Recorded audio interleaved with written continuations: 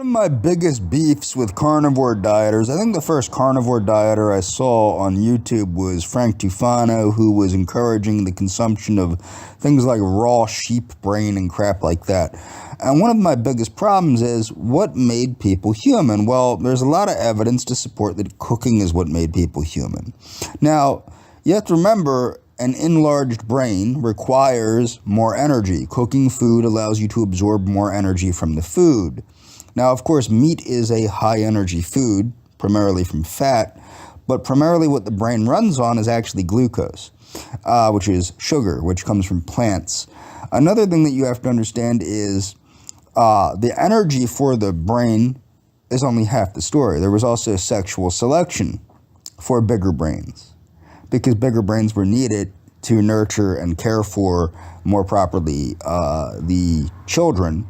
So it was the next generation. And remember, natural selection usually operates over what? Reproduction. So the shift to a cooked food diet was a decisive point in human history. The main topic of debate is when exactly this change occurred. All known human societies eat cooked foods, and biologists generally agree cooking could have had major effects on how the human body evolved. For example, cooked foods tend to be softer than raw ones, so humans can eat them with smaller teeth and weaker jaws. Cooking also increases the energy they get from food. Starchy potatoes and other tubers eaten by people across the world are barely digestible when raw. Moreover, when humans try to eat more like chimpanzees and other primates, we cannot extract enough calories to live. That means from the raw food. So when up to 50% of women who exclusively eat raw or ate raw foods develop amenorrhea, or a lack of menstruation. A sign, now keep in mind, this research had to do, they were also eating animal products, okay?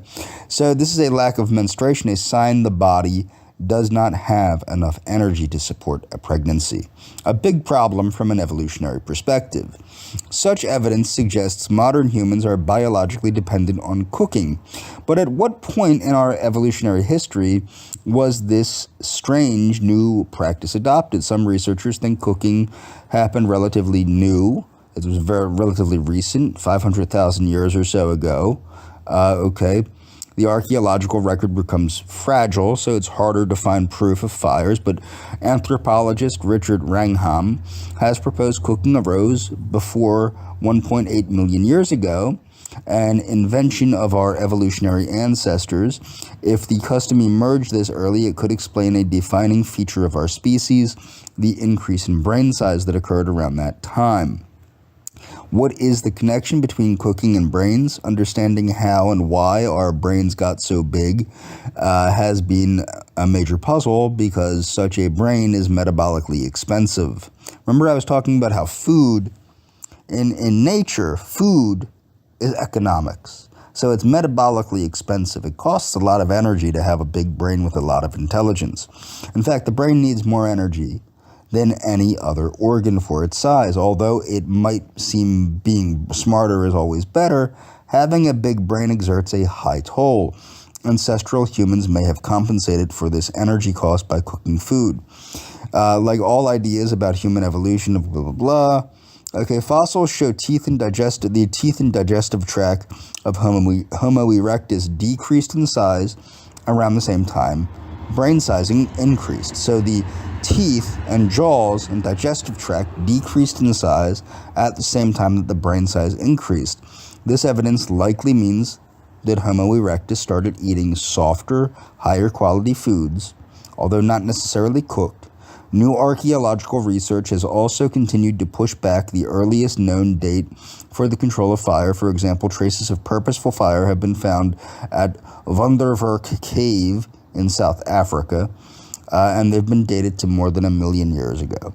Recent studies further suggest humans have genetic adaptations for eating cooked food. So recent research shows humans have genetic adaptations for eating cooked foods, some of which are old, at least predating our split from Neanderthals. Finally, some of this person's own work with psychologist Felix Warneken, has shown chimpanzees possess many of the foundational cognitive capacities needed to start cooking, such as preference for cooked foods, patience to wait for foods to be cooked, and the capacity to plan for the transport of foods to a cooking site.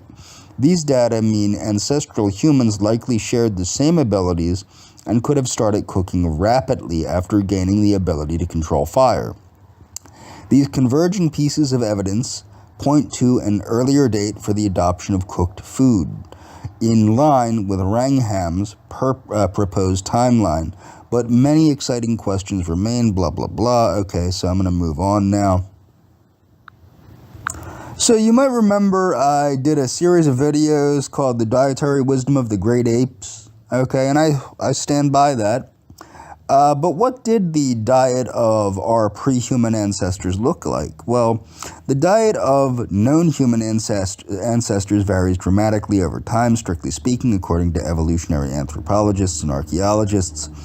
The Paleolithic covers roughly blah, blah, blah. The Pleistocene includes multiple human ancestors with their own evolutionary and technological adaptations. So let's see here. Background. Due to the variety of environments and habitat physiologies of humans and human ancestors alive during the Paleolithic, over 2.8 million years, we can't ascribe a single set diet to any species. Evolution of hominins. Recent estimates of the last common ancestors of humans and chimpanzees are around 12 million years ago. After the split, the first bipedal hominids appeared around 4 million years ago in the genus Australopithecus. The first appearance of the genus Homo takes place around 2.8 million years ago with Homo habilis. Blah, blah, blah, lines of evidence. There are numerous difficulties in detecting and understanding the ancient diet of human ancestors. The Paleolithic begins around 2.6 million years ago. So, as a starting point, comparative analysis of the diets of humans closest to living relatives, great apes such as chimpanzees and bonobos, and other great apes, though these comparisons are limited. Through environmental reconstruction of the areas ancient humans lived, inferences of available resources can be made. A common method of analysis is through the study of dentition and tooth wear. So this means the buildup on the teeth and the wear of the teeth. Okay, so as different foods will leave different markers that can be studied. More recent techniques have been introduced, such as carbon isotopic analysis of recovered bones, which can be used as direct evidence of diet. Hominid diet before the Paleolithic. Okay, generally speaking, inferring feeding adaptations in fossil hominids is not a simple task, blah, blah, blah. So, they did eat harder, more brittle foods. However, teeth wear analysis from some specimen reflected diet of tough grasses and leaves. This is corroborated by stable carbon isotope evidence. Okay. So what you're seeing is you will see a high level of plant-based diet. Remember my video series about atavism being where it's at. So the Seventh-day Adventists are some of the longest-lived people in the world.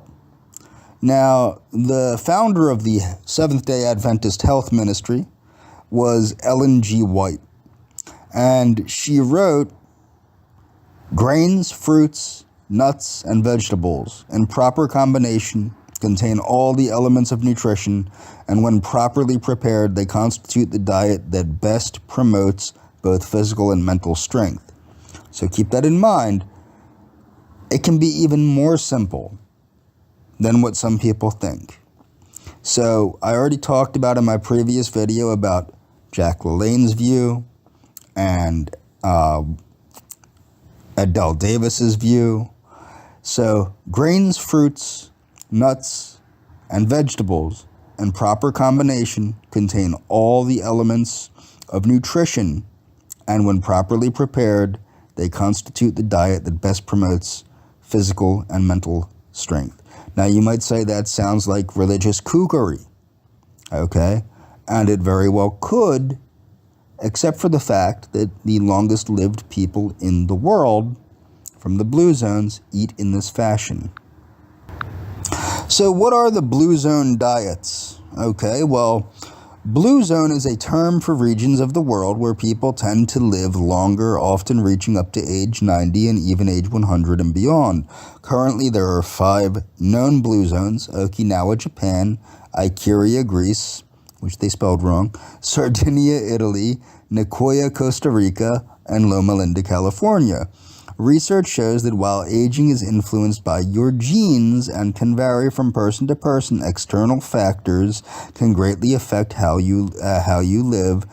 They also affect how the genes are expressed, as we know from the science of epigenetics. I very strongly encourage people to read Morgan Levine's book, True Age.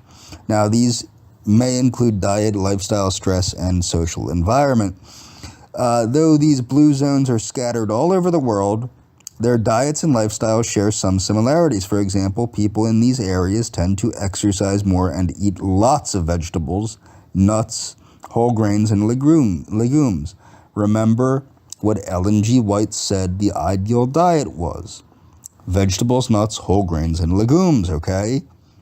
This article reviews the diets of each blue zone region. The Okinawa diet.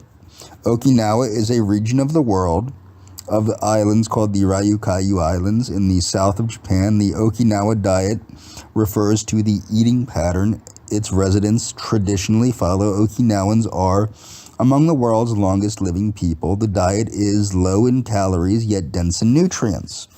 It is primarily a plant-centered diet. It is a plant-based diet that centers on the staple sweet potato, leafy greens, yellow root vegetables, soy, and low glycemic index grains, the ones that don't spike your blood sugar levels.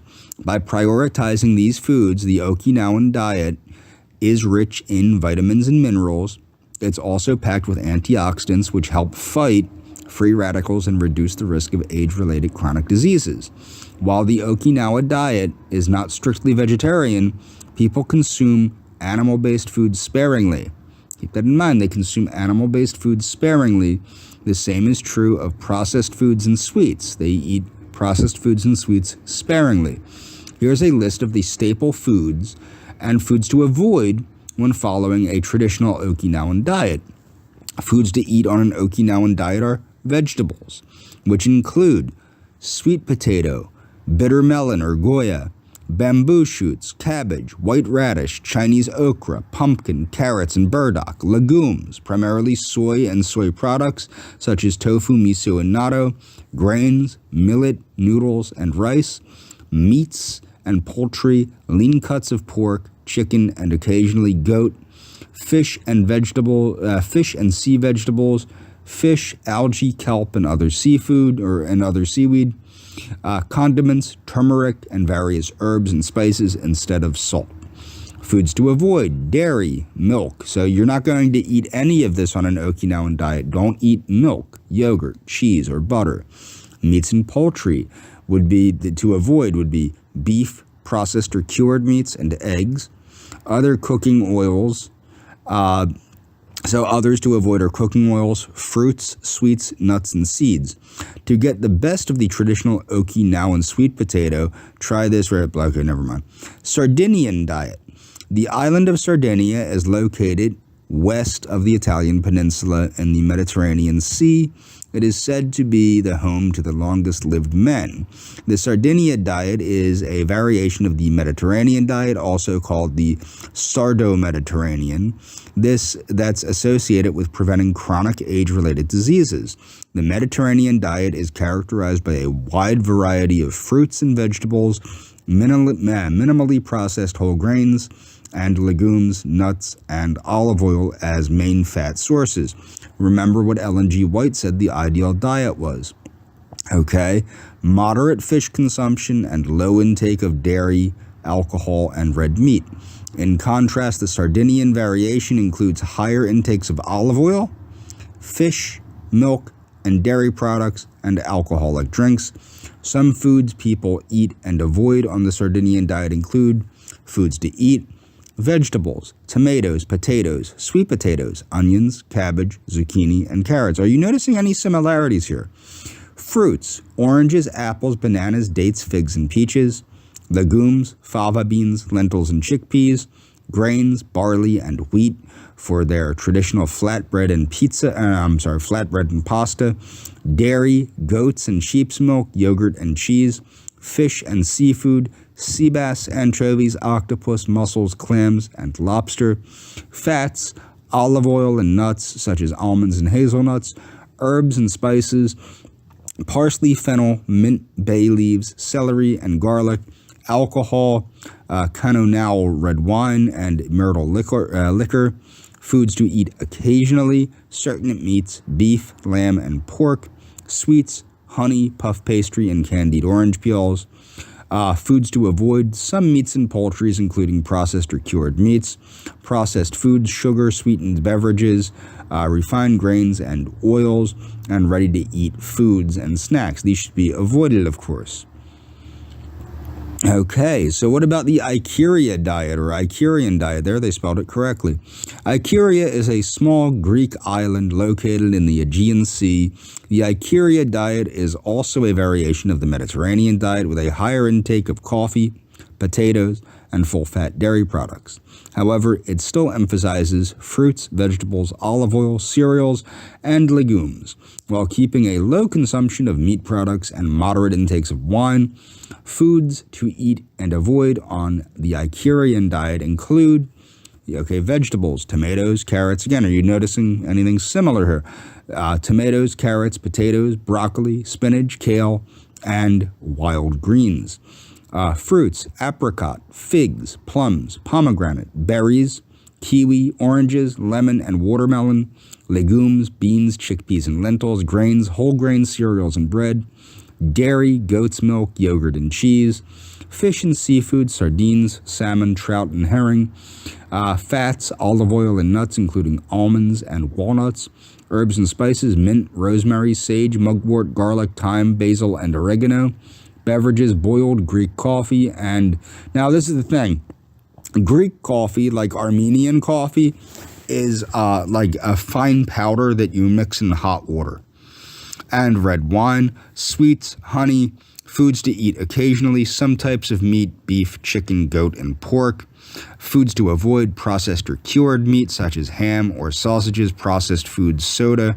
So processed foods like soda, candy, instant foods, and snack bars. Again, those should be avoided. The Nicoyan diet. Nicoya is located in Costa Rica.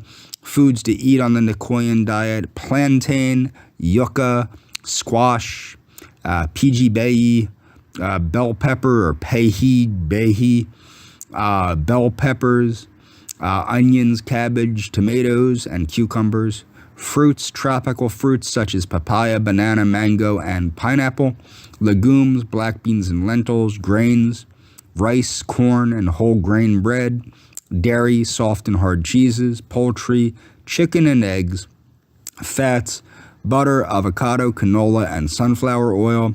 Beverages: fresh fruit juice, coffee, and goro, and traditional alcoholic beverage. Foods to eat occasionally: some fresh meats, beef and pork. Sweets, pastries, table sugar, cookies, and desserts. Obviously, you should, in my opinion, you should avoid those. Foods to avoid: processed and cured meat, cow's milk, refined grains, sodas, and frozen foods. I would not recommend avoiding frozen foods. Frozen vegetables are very health promoting, as are frozen fruits, blah, blah, blah. So if you'd like to taste never mind. So what about the Seventh-day Adventist diet, the Loma Linda diet? Okay. Well, The Seventh-day Adventist diet refers to the eating pattern of the Adventist religious community located in Loma Linda, California. People in this community follow a mostly vegan diet derived from the Bible. It's based on nuts, legumes, and leafy greens. The Seventh-day Adventist diet is the only Blue Zone diet that is largely plant-based. Research suggests that vegan diets may lower the risk of chronic diseases, such as type 2 diabetes and heart disease. It should say that it's the only one that's entirely plant-based, although that's not 100% true. It's just the vegans do the best. Despite being mostly vegan, this diet divides meat into clean and unclean categories according to the Bible. Adventists may choose to eat some clean options. Foods to eat: vegetables, tomatoes, leafy greens, broccoli, parsnips, carrots, and onions. Fruits: apples, pears, bananas, peaches, oranges, and mango. Legumes: beans and lentils. Grains: oats, whole grain bread, quinoa, corn, rice, and amaranth. Plant-based proteins: soy and soy products like tofu, tempeh, and edamame. Fats: olive oil and nuts such as cashews and almonds. Foods to eat occasionally: some meats: salmon, chicken, eggs, and beef. Dairy: low-fat milk and milk products. Foods to avoid: certain meats including pork and shellfish. Dairy, full-fat milk products. Beverages: alcoholic and caffeinated beverages, certain flavorings, hot condiments and spices, processed foods, sweets, and other highly refined food. Now, when it says hot condiments and spices, they mean spicy. So things that are spicy. So that's the vegan. The bottom line: Blue Zones regions of the world where so there are currently 5 known Blue Zones. Their inhabitants' longevity is partly attributed to their diets, along with other factors such as exercise and social environment. While most Blue Zones diets are primarily plant-based, the Nicoya diet relies on animal-based foods as the main protein source. So it's only one of them that relies on animal-based foods as the prime protein source. Still, they all share other characteristics, such as high intakes of fruits, vegetables, and low glycemic index foods. Okay.